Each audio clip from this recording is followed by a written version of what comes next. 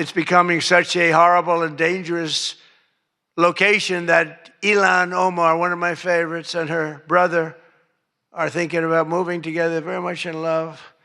A video has surfaced recently of Ilhan giving a speech referring to World War II as World War XI. And they asked her about that. She thought she got it right. But I'm not surprised, because she's a low IQ person. And she's also a very dishonest person. And she ought to get the hell out of our country. She shouldn't be here. She shouldn't be in our country. She also calls her brother husband number one.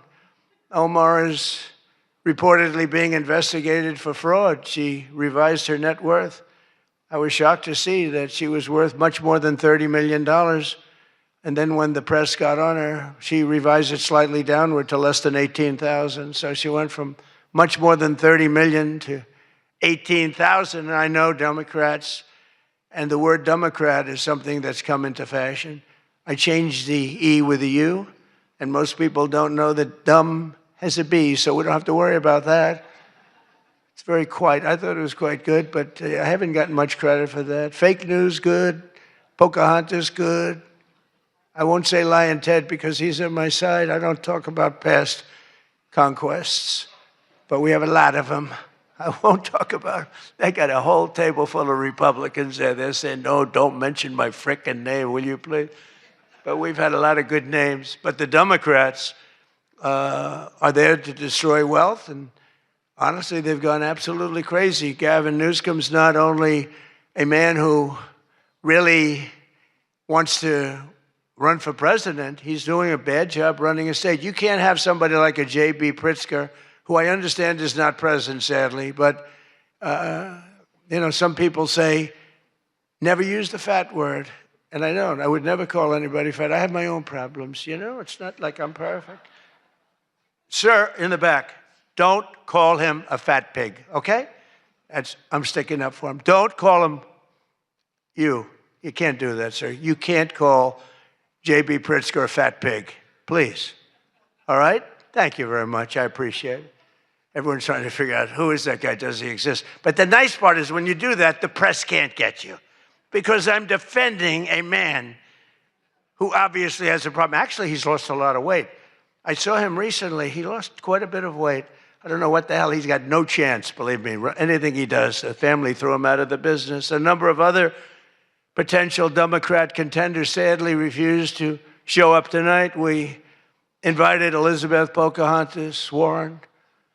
She's referred to Pocahontas because, in fact, I had to apologize. People came up and they said, we want you to apologize to Elizabeth Warren for calling her Pocahontas.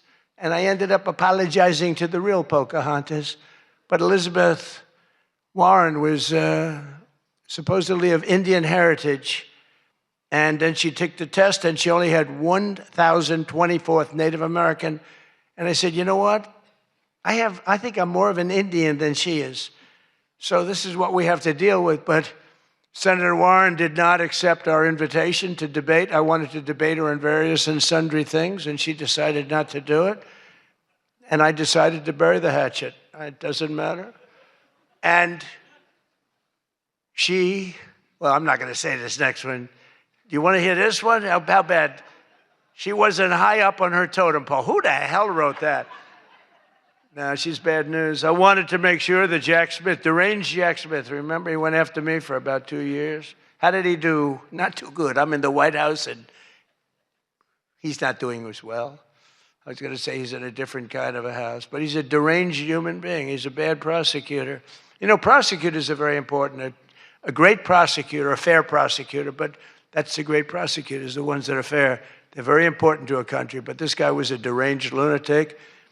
Saw his invitation tonight. He was invited because, but I put it in a private text to Chuck Grassley. And Chuck saw him and he did a certain thing. And then one man that we had who should be here, he turned Palestinian. This was a man who was 100% for Israel. 100%. Chuck Schumer, crying Chuck. Remember, he cried at the airport over illegal immigrants. They were the fakest tears. There were people throwing water in his face. But now he's a proud, very proud Palestinian. In fact, I'm going to send him a beautiful Palestinian outfit tomorrow so he can greet Bibi Netanyahu when he comes to town next week, along with the mayor, who I'm sure would love to meet Bibi. They're not treating Bibi too well, but Chuck wanted to join us tonight, but he didn't want to be violating many parts of the Palestinian rules, regulations, and certainly he didn't want to violate Sharia law, his new founding. And all joking aside, I do think we need term limits in Congress. I think term limits are very important because I see what's happening. I see what's happening. The other day, a senator I knew got a text, a great guy, from his wife. And she said, when you get home, I want to have you immediately come up the stairs and make love to me. And he said, I can't do both.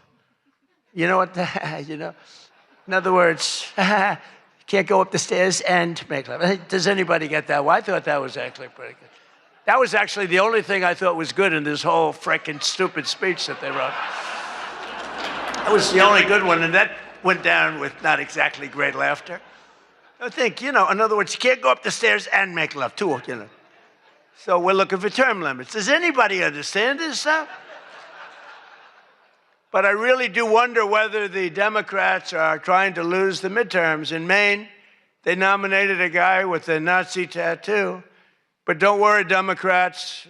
Word is that Platt, his replacement, he throws bottles at women. This guy throws bottles. This guy's another lunatic, by the way.